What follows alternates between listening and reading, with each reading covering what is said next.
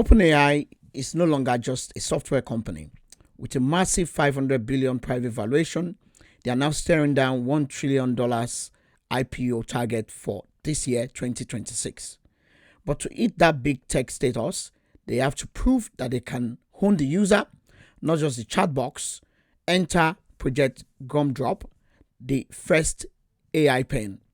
Today, we are looking at the leaked hardware strategy that could add about $200 billion to OpenAI's market cap, and why investors are watching their new partnership with Foxconn more closely than ever before.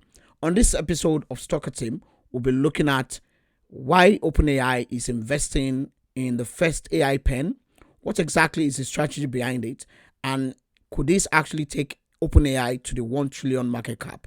Before we jump right in, this episode is proudly presented by StalkerTeam.com, the website and the platform for retail investors to get coaching, guidance, and how to build a long-term and sustainable portfolio. Let's jump right in. So the big question is, why does an AI software giant like OpenAI need a pen? Because software alone is becoming, perhaps software is becoming a commodity. As Google and Meta release free models, the price of AI tokens is actually crashing. And the strategy behind the Gumdrop pen is to create a sort of an ecosystem to lock users in, not necessarily a negative thing with what Apple has done with iOS, with what Apple has done with the iWatch, the iPhone, and all of the smart devices that Apple actually has. So it's simply easy to switch from ChatGPT to a different chatbot, maybe the Claude AI, maybe even Perplexity.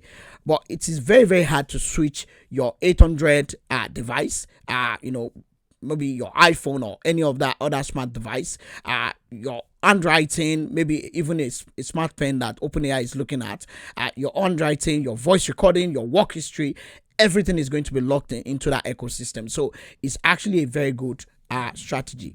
The second reason could be a multiplier approach. So OpenAI might actually want to take is valuation, the market cap, to about 1 trillion, or even justify why the business should be valued at 1 trillion. And the best way to actually go about this is to have an actual hardware that could actually justify this. So for instance, software companies, they get valued at about 10x their revenue, but hardware companies like Apple, they get valued at about 25x their annual revenue. So from a strategy point of view, to actually make OpenAI more valuable before they hit the market, or for them to actually even lay claim to the 1 trillion market cap, then they need to actually have a justification.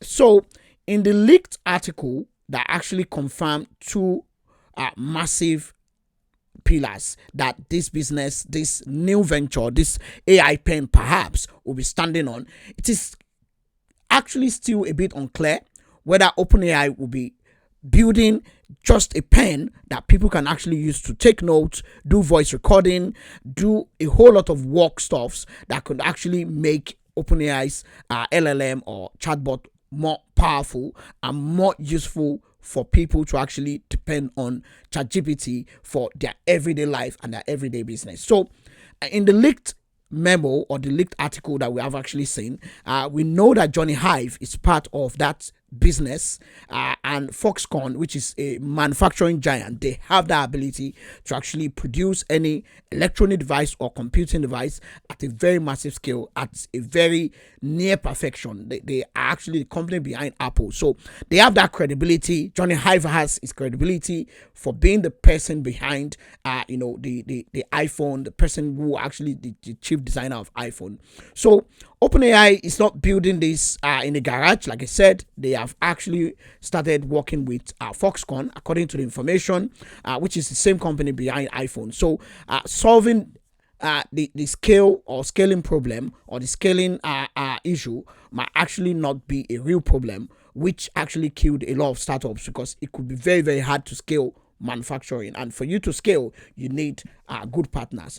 Also, OpenAI acquired Jony Ive startup, which is IO, for about $6.5 billion in 2025, just last year. And this is just not just for a pretty pen. It's a signal to Wall Street that OpenAI is building a luxury lifestyle brand. Ives has that track record from the iMac to the iPhone. It's about creating object of desire. So for an IPO, to actually have that cool factor that OpenAI is trying to push on Wall Street, that really could translate into higher margins and massive pre-order numbers for OpenAI. So it's a very good story to actually tell Wall Street, because Wall Street like that story, and that story, when it's compelling and very unique, it's very easy for OpenAI to get that premium valuation. And also, what exactly is OpenAI looking to gain from a specific contribution from this venture? So let's talk about the numbers.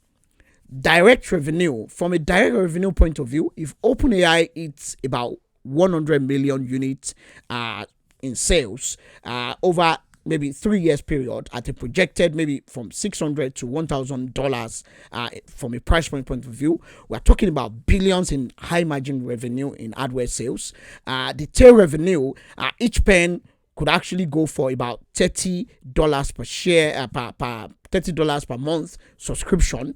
That sticky recurring revenue is quite good, and investors actually like a company that generates tons of revenue, not necessarily from few individuals or for few customers, but from millions of customers, because the revenue volume actually counts better than the average revenue from a particular user, even when average revenue is also very important. So for me, for us as Stocker Team, analysts actually says that a successful hardware launch in 2026 could actually add about 150 billion to 200 billion in value to OpenAI before they actually ring the bell on New York Stock Exchange. And this could actually show that OpenAI perhaps might be able to compete with the giant in devices, which is Apple. So perhaps OpenAI is taking the battle to Apple by getting the guy from Apple, which is Jony Ive, to actually be the one pushing OpenAI's business. So looking at the timeline is quite kind of aggressive. The Gumdrop launch, which is the name of the the device, that's not necessarily the actual name, but that's the code name given to it. Is slated for 2026, which perhaps is perfectly aligned with OpenAI's planned IPO filing. But there are a whole lot of risks involved with this gamble that OpenAI is taking ahead of the IPO. Number one, which is the bond. OpenAI is projected to lose about $74 billion by 2028 due to the compute cost. Hardware adds a whole lot of inventory risk to that pile. So if OpenAI is bringing a new hardware and OpenAI is still losing huge tons of money, bringing this venture into the play actually does not just increase the loss, it actually even makes the business a bit more risky and perhaps less sustainable. Also, a device that sees and hears everything, a pen that can take voice notes, you can use it to write notes, and it syncs everything in the cloud in your actual account, is actually perhaps, because everybody says around you, this is going to face huge, massive, regulatory scrutiny, especially in the EU and perhaps in some major part of the US and some other part of the world. So execution-wise, if Foxconn faces supply chain issues, or if the pen feels like a gimmick that doesn't work, I'm going to still talk about a few other case studies, and that's the part 2 of this video. If this pen actually flops, this could actually drag down OpenAI's IPO, which is going to be very negative for OpenAI. So if you have watched this video to this point, please like this video, subscribe to our channel, please give us that subscribe click, and also share this video so that you can get much more update from us at stockerteam.com, the platform for retail investors to get guidance, coaching, and also build sustainable portfolio. Now, let's go to the second part of this analysis. For investors, a pen isn't just a gadget. So it's a hedge. If It's OpenAI's way of saying we are not just an app on your phone. We are not just a chatbot. We are the way you can interact with the physical world. So if Jony Ive delivers a hit, OpenAI could become the first 1 trillion startup to go public. What I'm going to actually talk about now in this second part is to actually look at the pros and cons, especially looking at the failure rate of some AI project. And this is going to be very, very interesting. So let's jump right into it. As an investor, you have to be very, very skeptical. Why? Because the history of AI hardware is a graveyard of broken promises, burned capital. Before we can bet on the Gumdrop pen, we have to actually look at the biggest failures that has actually come into the field before. I'm going to be using 3 case studies, and the first, which is very, very instructive, is the Humane AI Pin. Perhaps it was actually touted as the Apple pedigree of flop. The loss is quite massive. So Humane burned through 230 million in venture capital before the company was sold to HP for just 116 million in 2025, which was actually like a fire sale at pennies on the dollar. More than half of the investment was actually lost. Why did Humane actually fail? Despite being founded by ex-Apple veterans, the $700 device suffered from chronic overheating, poor battery life, and very clunky interface that didn't actually work in sunlight. So the lesson from this, especially for Gumdrop, is a premium design means nothing if the thermal physics and user interface don't work in the real world. Investors are still very much terrified of OpenAI repeating this style over substance, which could actually be a big mistake. So investors will actually watch this on the backdrop of the failure of Humane AI. Before Humane AI even actually got started, the company has actually failed. The second case study is the Rabbit R1, the AI app that was actually a failure. So while Rabbit sold about 100,000 units, the company faced a massive return rate and a closer failure. The reputation of the company was damaged by the end of 2024. This company was actually under. It was marketed as a revolutionary large action model, which is LAM, that could use your apps for you. In reality, it was just a slow Android-based handheld device that actually works less and less and less better than your smartphone. So there was no need for this device, and this hype app and was just a hype rather. Let's put it that way. The app was just a hype. So the lesson for Gumdrop, if Gumdrop Pen is just a physical interface for ChatGPT that you could actually already use on your phone, is actually perhaps going to fail. Going by what the Rabbit R1 actually has, it must offer a unique utility like handwriting to code that a phone cannot do. So if I can convert my handwriting to code to build application, to create ideas, to build anything, perhaps that could actually be a big sell for Gumdrop. Lastly, Amazon Astro, estimated about 100 million in loss in R&D before pivoting to Astro away from the consumer market between 2024 and 2025. Why did Astro actually fail? It was a solution looking for a problem. So consumers didn't want a $1,600 screen on wheels following them around. So at the end of the day, no one actually wanted this product. And what is the lesson for Gumdrop? Hardware only succeeds when it solves daily friction. If OpenAI can't prove that a smart pen makes your workday 20% faster or even 10% faster, it becomes just a $1,000 paperweight that is actually going to collapse under its own weight. So what is the verdict for us at Stocker Team? these three failures that we've looked at, created that skepticism gap in the market.